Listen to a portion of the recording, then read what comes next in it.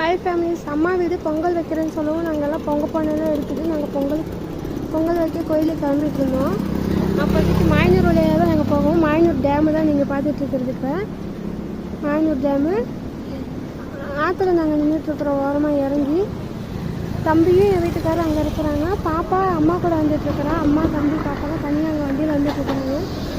எங்கள் இப்போ வலை வீசி பிடிச்சாங்க மீன், அதுதான் இங்கே இருக்கு பாருங்க. இருக்குதுங்களா பார்த்தாச்சுங்களா? வலை போடுறாங்க. உங்களுக்கு அந்த வீடியோ நான் எடுத்து காமிக்கிறேன். இப்போ தான் தண்ணி ஓப்பன் பண்ணியிருக்காங்க. அங்கே பிடிச்சிட்ருக்குறாங்க.